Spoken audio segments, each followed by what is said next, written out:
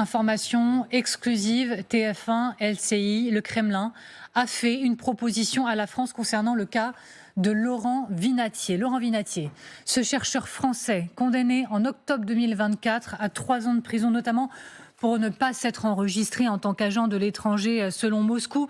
Les Russes, de leur côté, disent attendre une réponse de la France. Autre information que nous sommes en mesure de vous donner. Le Quai d'Orsay confirme ces échanges.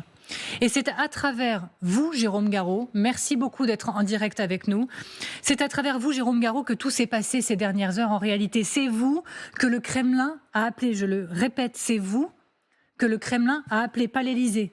Vous avez eu Dmitri Peskov, le porte-parole, directement en ligne. Jérôme, merci d'être avec nous. Pouvez-vous nous raconter cet appel ? Bonsoir Amélie, bonsoir à tous. Oui, c'est assez inhabituel. Moi, hier, j'étais ici chez moi, donc vraiment à l'endroit où je vous parle. Et j'ai un coup de fil du secrétariat du Kremlin qui me demande est-ce que vous êtes disponible. Dmitri Peskov, Monsieur Peskov veut vous parler. Et on passe le combiné. Donc voilà, ça n'arrive jamais de se faire appeler par le Kremlin, sauf parfois pour quelques accréditations pour des conférences de presse à Moscou. Encore moins Dmitri Peskov, j'ai jamais eu d'appel, d'échange téléphonique avec lui. Et donc, le porte-parole du Kremlin, Dmitri Peskov, me dit, à la suite de la conférence de presse, Vladimir Poutine a ordonné de revoir le dossier de Laurent Vinatier, on l'a ressorti, on a fait une proposition à la France, on attend la réponse. Bon, moi j'ai pris quelques notes et ça s'est fini comme ça, on a raccroché finalement assez vite. Bon, on reste ensemble, bien évidemment, c'est assez incroyable, cette affaire, le rôle qui est le vôtre dans cette affaire également, Jérôme Garraud, et on verra il y a quelques instants qu'effectivement, vous avez posé la question sur Laurent Vinatier, les yeux dans les yeux, au patron du Kremlin, on va revoir cette séquence, mais d'abord, on revient un instant sur cette affaire, Laurent Vinatier, sur le fond des choses. Avec vous, Pierre Barbin, merci beaucoup d'être avec nous. Pour commencer, rappelez-nous qui est Laurent Vinatier et pourquoi il est actuellement en prison en Russie. Alors, Laurent Vinatier est un chercheur français, mais travaillant pour une ONG suisse en Russie. Le 6 juin 2024, il est interpellé dans un restaurant à Moscou par la police. Son arrestation est d'ailleurs filmée. On va voir ces images dans quelques instants. La Russie, en fait, l'accuse de ne pas s'être inscrit comme agent de l'étranger. Vous voyez en tout cas ces images avec plusieurs personnes de la police qui l'interpellent et le mettent dans un fourgon. Selon le comité d'enquête russe, il aurait aussi délibérément collecté des informations dans le domaine des activités militaires et militaro-techniques de la Fédération de Russie. Le lendemain de son arrestation, le 7 juin 2024 donc, le tribunal de Moscou décide de son placement en détention provisoire. Réaction immédiate d'Emmanuel Macron. Le chef de l'État réfute ces accusations. Écoutez-le. Il mérite toutes les protections et en aucun cas, les rumeurs là aussi et les éléments de propagande qui ont été donnés sur lui ne correspondent à la réalité. Et donc nous appelons à la clarification de tous les éléments par la Russie, à sa libération la plus rapide. Quelques mois plus tard, en octobre 2024, cette fois, le procès de Laurent Vinatier a lieu. Il plaide alors l'ignorance, mais la justice russe le condamne à 3 ans de prison. Oui, et puis ça ne s'arrête pas là, parce que quelques mois plus tard, de nouvelles accusations sont portées contre lui. Oui, à la fin du mois d'août dernier, il y a donc quelques mois, il comparaît cette fois devant un tribunal, mais à huis clos, accusé cette fois-ci d'espionnage et encourt donc 20 ans de prison. À cette époque, nous avions rencontré ses parents, notamment sa mère. Elle dit alors que son fils est un pion utilisé par la Russie pour faire pression. Écoutez-la. Laurent est un prisonnier politique. Nous nous sommes dit que là, le gouvernement russe a saisi encore une nouvelle opportunité. Il est allé chercher quelque chose qu'on puisse reprocher à Laurent. Lors de cette audience, à la fin du mois d'août que je disais, qui était à huis clos, un journaliste russe lui a posé la question « Vous considérez-vous comme un otage du pouvoir russe ?» La réponse de Laurent Vinatier, oui. Merci beaucoup Pierre Barbin, merci Jérôme Garraud. On vous retrouve. Vous avez pu, je le disais il y a quelques instants, interroger Vladimir Poutine à propos de Laurent Vinatier, les yeux dans les yeux. C'était lors de la grande conférence de presse annuelle en fin de semaine dernière. Et c'est à ce moment-là que Vladimir Poutine a promis de se pencher sur son cas. Le maître du Kremlin assurant au passage que non, il n'avait pas connaissance de ce dossier. On vous entend dans un instant, mais il faut qu'on repasse cette séquence. Regardez. Mr. President, one of my compatriots, the Frenchman Laurent Vinatier, has been put in jail for 3 years for an administrative offense. Now the Russian justice system is raising the issue of espionage, which worsens his situation. Секундочку, я прошу прощения. Повторите еще раз. Кто был посажен на 3 года? Laurent Vinatier, Frenchman. Кто? Лоран Винатье. А кто это такой? Я первый раз слышу. Кто это? All right. He was a researcher in Russia, and he wasn't registered as a foreign agent. He didn't know that the law changed. His parents and children are deeply worried. Can his family hope for a presidential pardon or an exchange? Ничего не знаю. Первый раз слышу, но я вам обещаю, что я обязательно узнаю, что это такое. Если есть хоть какой-то шанс решить этот вопрос положительно, если российский закон позволяет это сделать, мы предпримем все необходимые усилия, чтобы... Séquence incroyable, Jérôme, parce que vous ne faites pas que poser la question à Vladimir Poutine, vous échangez avec lui et vous tenez bon, vous allez au bout de votre question. Jérôme, c'est la séquence qui a tout débloqué pour la suite ? Bon, on ne peut pas avoir de certitude totale, mais ça semble être le cas. En tout cas, c'était le sens du coup de fil reçu hier. Et c'était d'ailleurs pour ça qu'on a posé cette question. Alors j'avais vu d'abord avec les parents de Laurent Vinatier, avec leur avocat, pour qu'on réfléchissent à cette question ensemble. Le souhait des parents, c'était de débloquer un dossier qui semble un petit peu englué. C'est-à-dire que d'après les sources qu'on a différentes en Russie, le dossier est un petit peu bloqué. Laurent Vinatier a été transporté d'une prison à une autre. Vous avez des procès qui sont lancés, puis annulés, puis reportés. Donc voilà, on a un petit peu le sentiment que les Russes ne savent pas très bien quoi en faire et que cette affaire Laurent Vinatier est petit à petit, là en Russie, oubliée. Ce qui peut être très dangereux pour un prisonnier. Donc l'idée, c'était de remettre ce dossier sur le haut de la pile et ça semble être le cas. Là. C'est ce que vous avez fait, vous, en tout cas, Jérôme Garraud. On reste ensemble, bien évidemment. Et donc, il fait semblant, très certainement, en tout cas, c'est ce que pensent de nombreux experts, de ne pas savoir qui est Laurent Vinatier. Sachant que, selon nos informations, dans la diplomatie française, on réfute évidemment ce qu'a dit Poutine, à savoir qu'il ne savait pas pour Laurent Vinatier. Et on nous dit, en haut lieu, c'est un mensonge. Voilà ce que l'on nous dit. Y a-t-il des raisons de croire que le geste de Poutine, de rouvrir le dossier, d'envoyer une proposition en direction de la France, est réel, sincère? Dominique Moisy. Non, c'est un calcul parfaitement cynique pour envoyer un message. Donc, Laurent Vinatier est un otage d'État. Iran, Russie, même combat. À partir de là, en quoi est-il utile ? Eh bien, il peut faire passer un message aux Français. Vous savez, regardez, je me renseigne, je suis tout puissant, je peux faire bouger le dossier. Donc, à tous ces Français qui disent « mais Macron et ceux qui l'entourent sont trop anti-russes, regardez, ce président, il écoute, il est très humain, etc. » Donc, c'est le cynisme pur. Je suis tout puissant, je peux libérer cet homme, que me donnez-vous en échange? Donc on est vraiment dans le point de le départ d'une négociation. Enfin, je dis au départ parce que j'ignore tout du dossier. Des gens bien mieux informés pensent que ça n'est pas le point de départ. C'est un moment de transition entre deux arguments. Donc la question centrale, c'est pourquoi faire ce geste, le faire et le faire savoir. Qu'a-t-il à y gagner, Poutine ?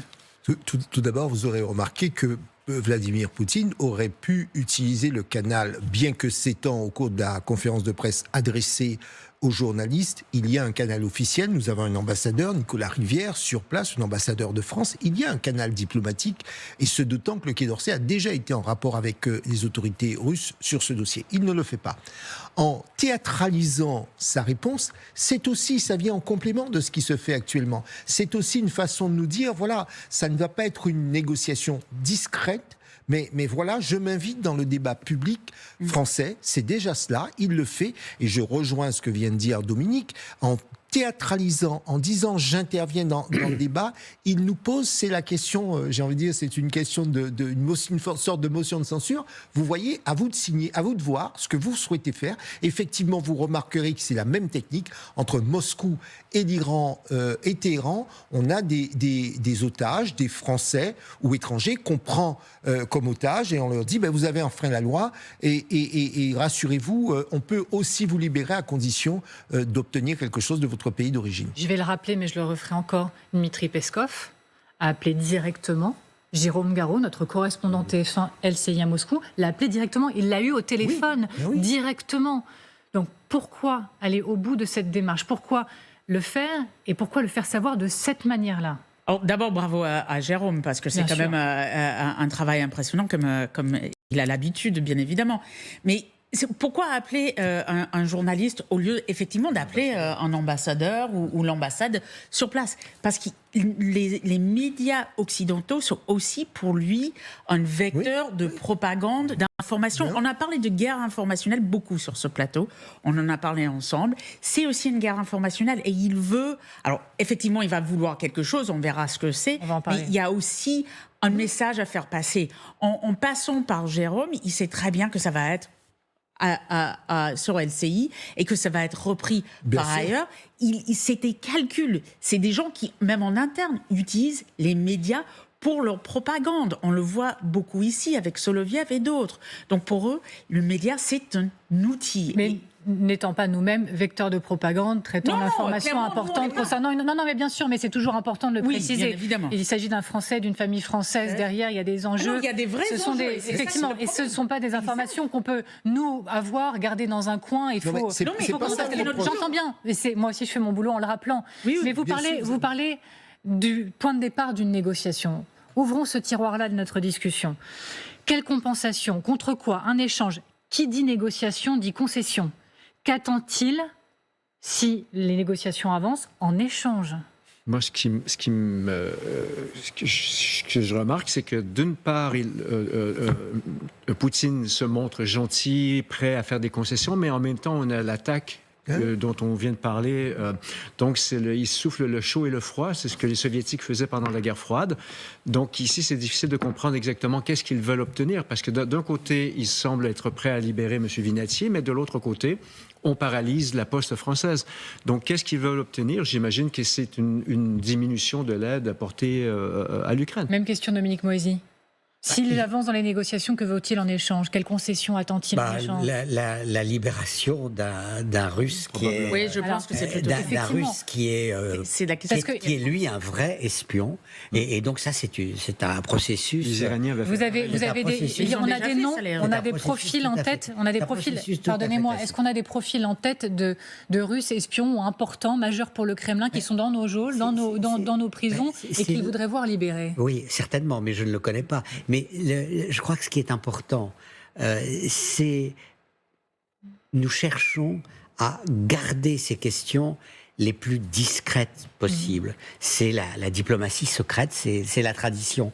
La Russie fait exactement l'inverse, parce qu'elle cherche à jouer sur l'opinion publique française. Et d'une certaine manière, si je voulais résumer la pensée de Poutine, ce serait de dire, bien, aujourd'hui, je veux un espion, je le veux hors des prisons françaises, et j'entends que mon geste favorise les forces qui sont pro-russes dans la vie politique française, parce qu'il va y avoir des élections importantes. Donc, une pierre deux coups. Je pense que c'est le chemin que vous voulez emprunter, Elisabeth Shepard-Selam, quand on regarde dans le rétro.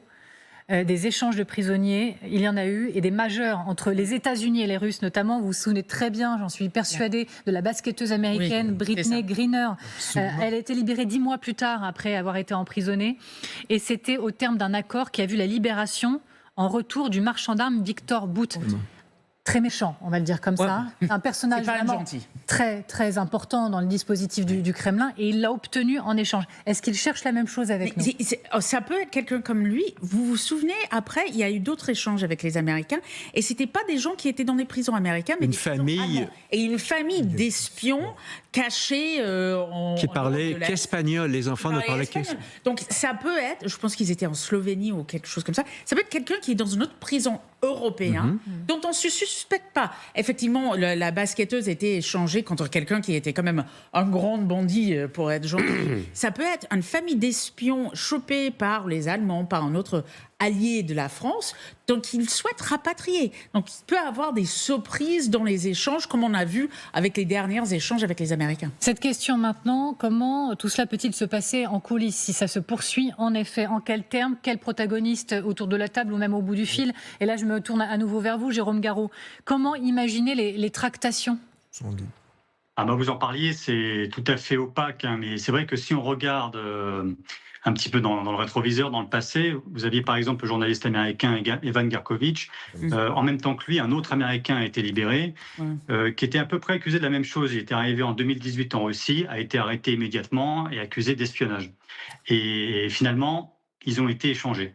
Donc les Américains ont rendu un Russe, les Russes ont rendu un Américain. Ça fonctionnait comme ça. Je pense qu'on va plutôt avoir ce scénario-là, sachant que cette séquence, ce télescope, avec autre chose. Emmanuel Macron qui, très récemment, a dit son souhait de reparler à Vladimir Poutine. Le Kremlin s'est empressé de dire « nous sommes d'accord pour discuter avec Emmanuel Macron ».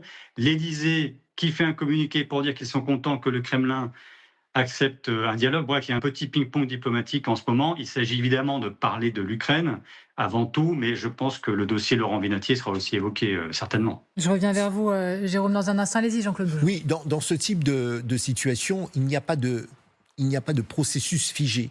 La principale règle, c'est que c'est le Quai d'Orsay avec les autorités russes.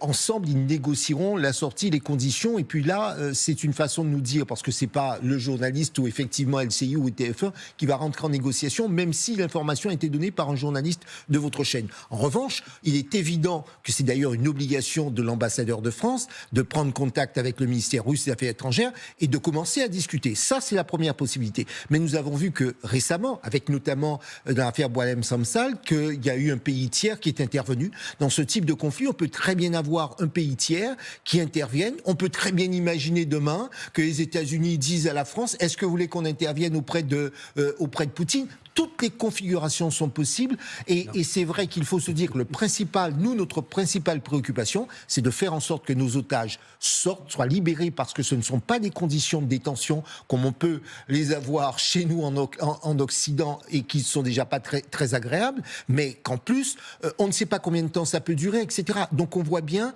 que c'est notre préoccupation. Après, c'est dans quelles conditions et ça, on ne le saura pas et il vaut mieux qu'on ne le sache pas parce qu'effectivement, comme m'avait dit un ancien ambassadeur de France, on ne sait jamais à quelles conditions pour ne pas éveiller des appétits de la part d'autres potentiels preneurs d'otages. Je vous voyais réagir, Dominique Moisy. Allez-y.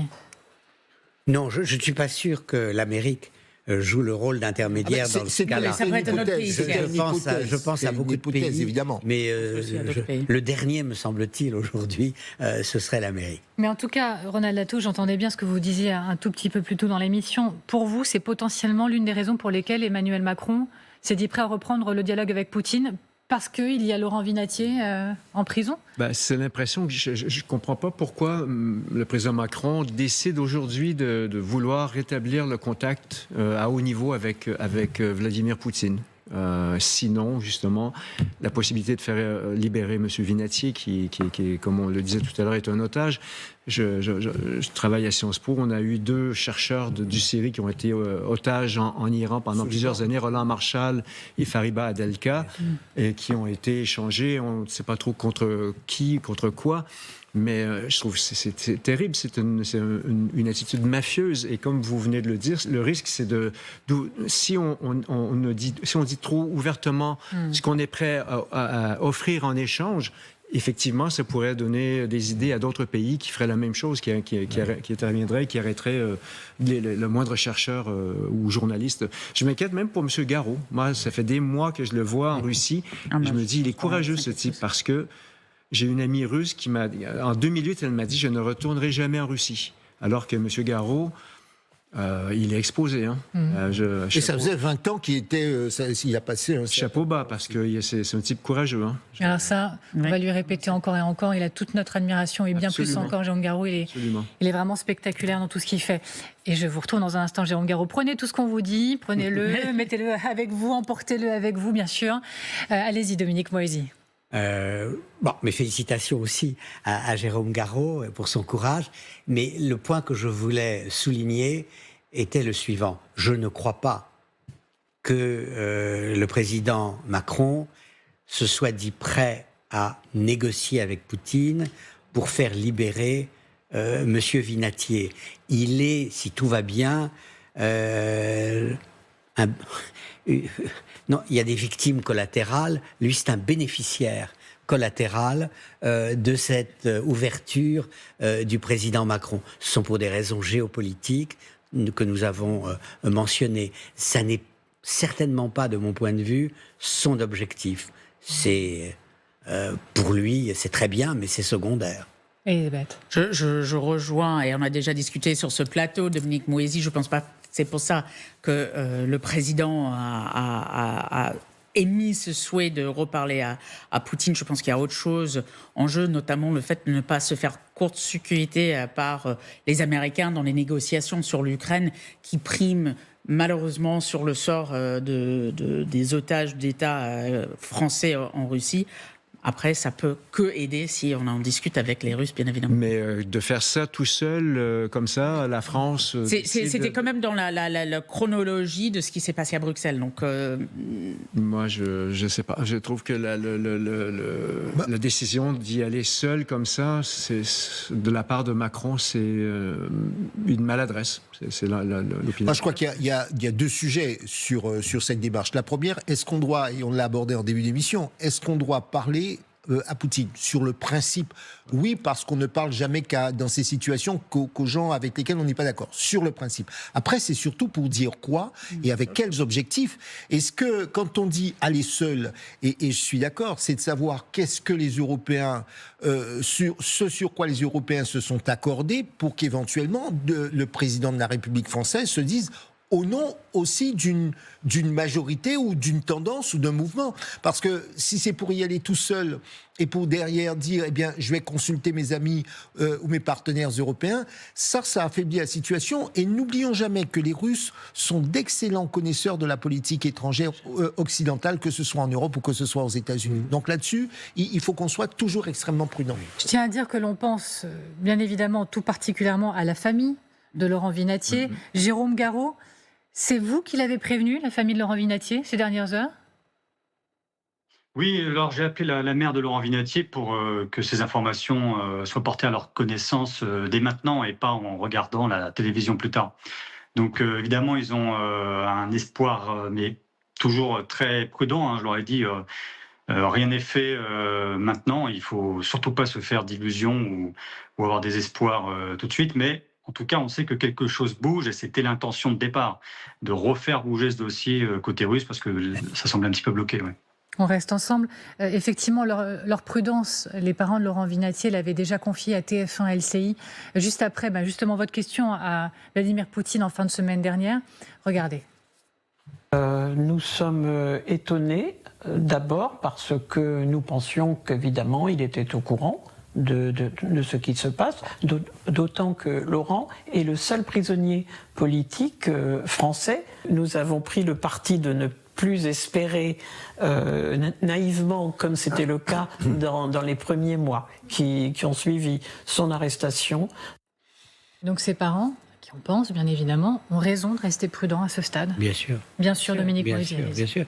Non, ça peut aller très vite, comme ça peut aller très très lentement.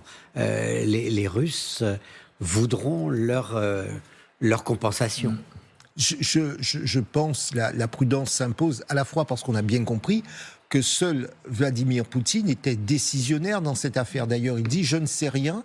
mais je peux vous promettre que je vais tout faire pour pouvoir regarder ce dossier. Comprenez par là, je suis complètement maître de la situation. Et donc les parents se disent, tant qu'il ne sera pas sur le sol français ou à l'extérieur de la Russie, il conviendra de rester prudent parce qu'un grain de sable peut gripper la machine et le maître de Moscou pourrait se réveiller en se disant, je change d'avis. Pardon, mais il a dit si la loi russe le permet. Absolument. Si la loi russe Mais le c'est lui permet. la loi russe, donc. Mais non, mais Oui, mais alors, regardez les interviews de Poutine, c'est d'ailleurs assez surprenant, je crois qu'il a fait des études de droit, il avance systématiquement la règle de droit en disant que la Russie est un État de droit, vous verrez, etc. Il avance beaucoup la loi russe pour dire, nous sommes un État complètement normal et C'est naturel. Plus on s'assied sur le droit, plus on le met en avant. Jérôme Garraud, une dernière fois, cette question tout de même. Que sait-on des conditions de détention de Laurent Vinatier? Sait-on comment il va? Alors, on a quelques informations, oui, parce que Laurent Vinatier peut correspondre avec sa famille par courrier, c'est traduit en russe et vu avant par les autorités russes, mais on a quand même quelques informations. Alors, à un moment donné, il s'est retrouvé dans une colonie pénitentiaire dans la région, je crois que c'est la région de Toula, qui est une région au sud de la région de Moscou. Et là, il disait à ce moment-là avoir des inquiétudes pour sa sécurité physique, parce qu'il s'est retrouvé avec les prisonniers de droit commun russes qui, on est dans un environnement assez dur, voire violent. Et puis, comme je vous le disais un peu plus tôt, il est transporté de prison en prison. Là, il a été mis dans une prison il y a quelques mois du FSB à l'intérieur de Moscou, où les conditions de détention sont améliorées. C'est plutôt des co-détenus avec un profil politique. Visiblement, son co-détenu, je crois, est un physicien. Il peut faire parfois des parties d'échecs avec lui. Il n'a pas le droit d'avoir des livres en français. On ne peut pas lui en apporter. Il n'a qu'un seul livre en français qui est « À la recherche du temps perdu » de Proust. Et voilà, sa famille m'expliquait qu'il apprend des passages de ce livre pour se les réciter pendant sa promenade. C'est évidemment en prison, c'est important de rester en forme physiquement, mais aussi mentalement. Et on peut dire que là, actuellement, ces conditions se sont améliorées, même si elles restent évidemment difficiles. Jérôme Garraud, merci infiniment encore une fois. Toute notre admiration pour votre travail, votre disponibilité, votre sérieux, votre précision. C'est tellement précieux. Merci beaucoup. Et donc cette information principale de la soirée, le Kremlin fait une proposition à la France concernant le cas de Laurent Vinatier. Il l'a fait savoir via Jérôme Garraud. Le Kremlin l'a appelé Dmitri Peskov lui-même directement par téléphone. Les Russes disent attendre la réponse du côté de la France. Le Quai d'Orsay confirme des échanges. Bien évidemment, nous reviendrons sur cette information TF1 LCI.